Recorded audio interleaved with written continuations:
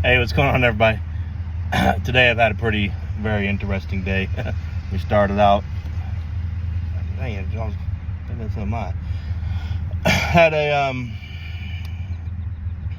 dumpster rental that I went and changed my schedule for today, and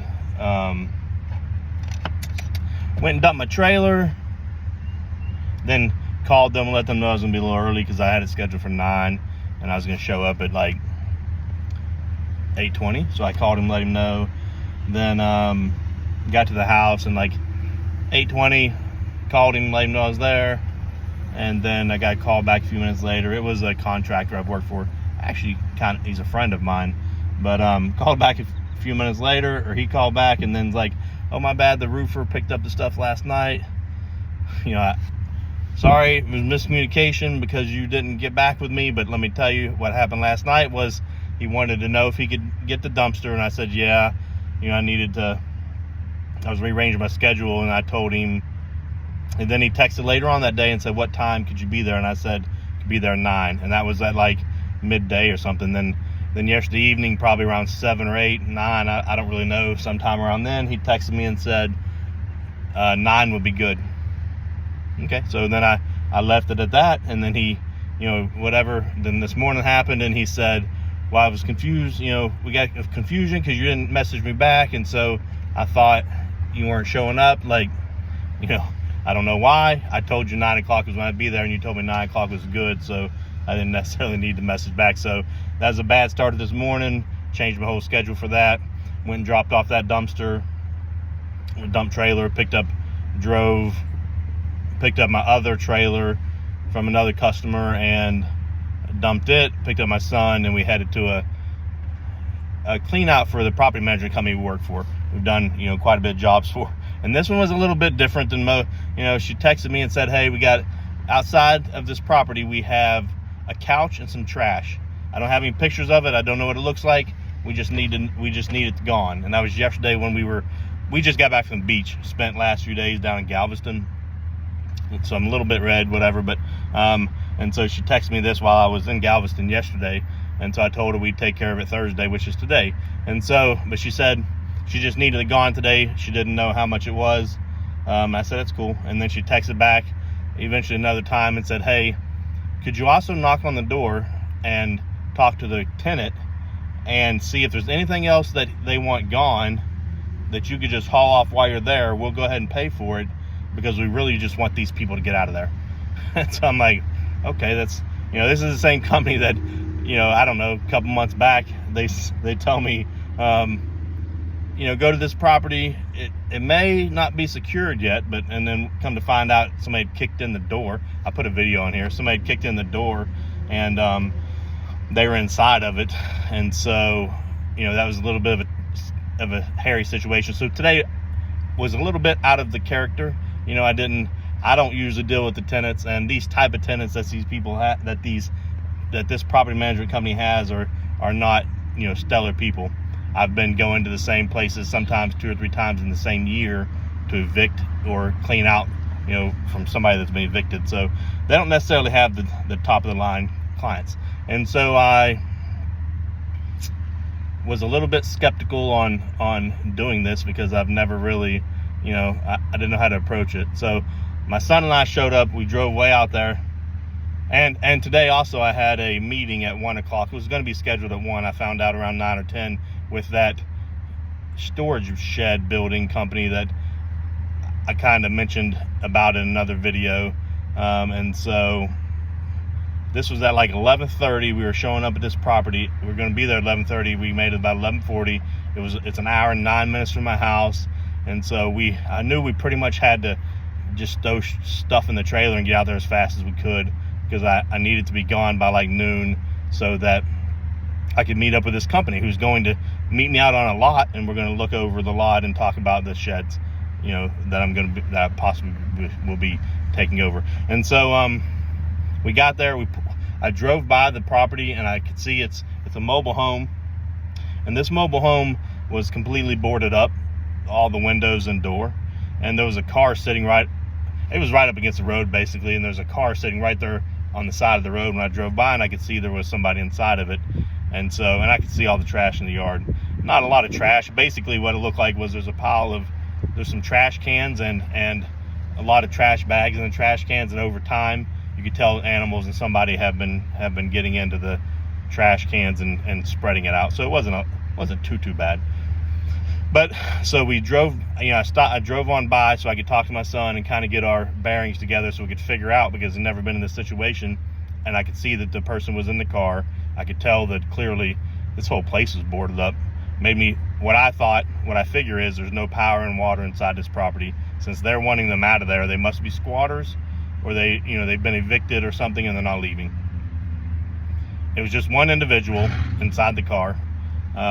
So we did a U-turn and came back and parked right up against the couches and stuff were sitting right there on the side of the road. So I put a trailer there, I parked, we got out, I went over there and started to walk up to the car. The guy was in the driver's seat. He was on the phone, like his phone was sitting on the like a steering wheel or something. He was talking on it, maybe a video or something. So he rolls down his passenger window, and I'm like, hey man, how you doing? We're just here we got hired from the owners or whatever, and we're here to clean up the couches and trash and stuff, and we'll be out of your way. He's like, no problem, just go over there. And so we back up, we pick up all the couches, a couple couches, and then we start picking up the trash that's strung all over his yard.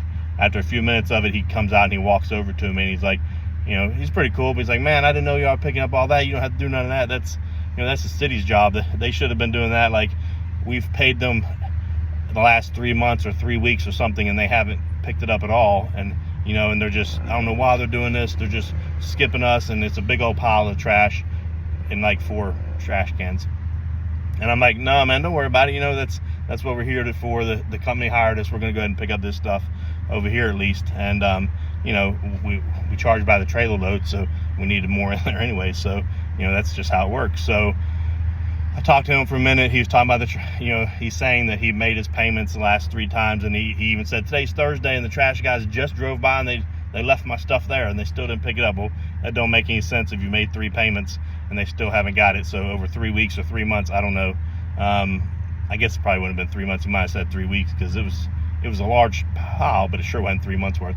So anyways, we picked up that, we cleaned up that load, charged them $400, and it was, I don't know, I used a 12-yard trailer today, and it filled up about half of it, maybe, if that. But so we got that taken care of, took off out of there, and the guy ended up changing his time he called me because he's way down south in San Antonio, and he's coming up here to the area, like Weatherford area, which is about an hour west of me, Fort Worth area.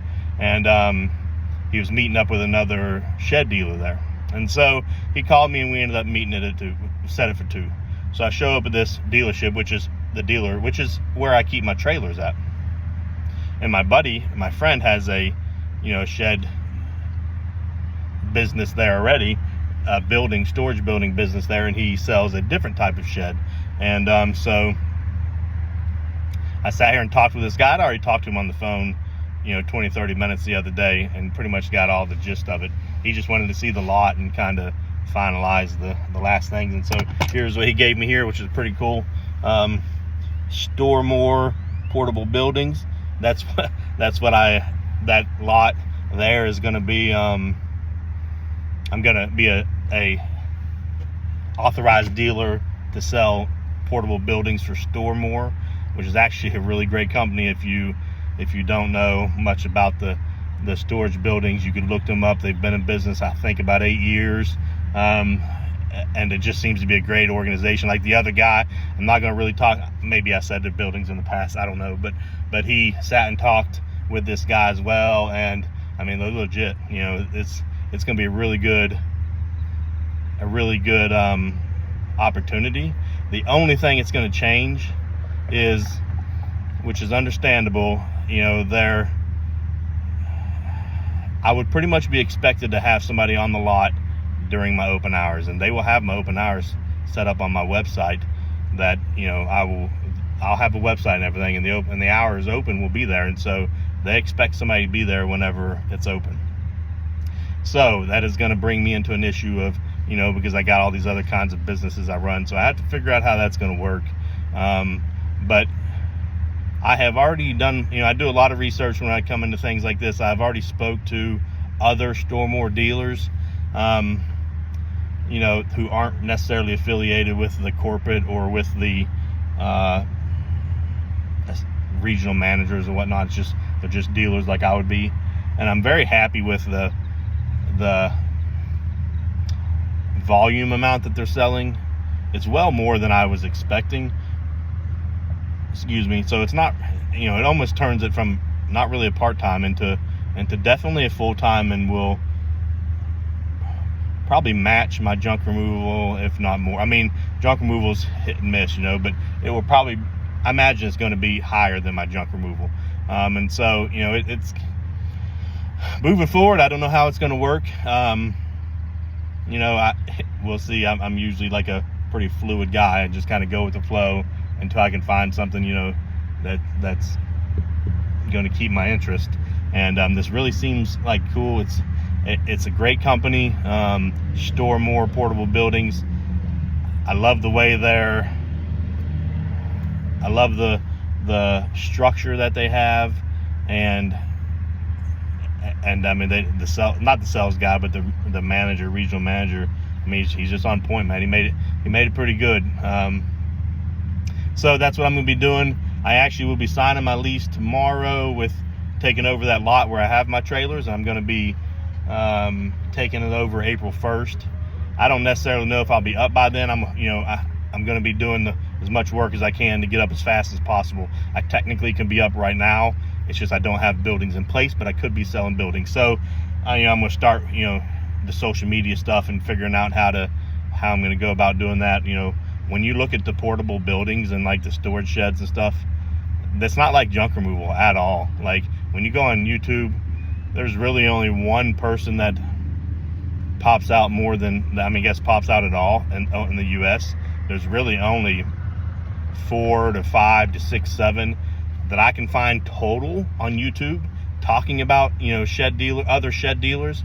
Like it's pretty much zero, obsolete. So with me being the type of social media person I like to try to be, and I ain't got a shit ton of followers, I don't have all that, but I love posting videos. I love talking and love trying to help people advance their lifestyle. I feel like I'm going to be able to take over the storage portable buildings niche, I guess you could say, on YouTube, because there is nobody. Hell, even Stormore portable buildings themselves, that they do a lot of cool videos. Only have like 160 or 170 subscribers is all I saw. So I feel like it's going to be really easy to take over, and I'm just trying to figure out how to go about that, because I like social media. I'm just not, clearly you've watched my videos, I'm not that big into all the fancy editing and stuff like that, which I know I should be. I just don't got time for it, but maybe I will now. But I feel like it's a niche that could be taken over, at least as far as social media goes on YouTube, and I'm gonna try to be that guy right now. Probably, okay, I'm back. My phone had actually died, and so that video just kind of cut off quickly. But anyways, just kind of wrap up what's going on. I'm pretty excited about this. I don't quite yet know how the social media part's going to go. Like, do I create a whole new YouTube? What's the YouTube going to be about? TikTok and all that stuff. I don't know. I may switch, like I've mentioned in the past. I may just switch over name my channel to something different, the one I already have built up. So I'm not sure how that'll work, but I'm really excited about this. I think it's going to do really well, and we'll see how it goes. Anyways, appreciate you watching this far, and if you have watched this entire video and you have not subscribed to our channel yet, please go ahead and subscribe. Click that notification bell, and make sure you're keeping up with the videos we're posting. All right, have a good day.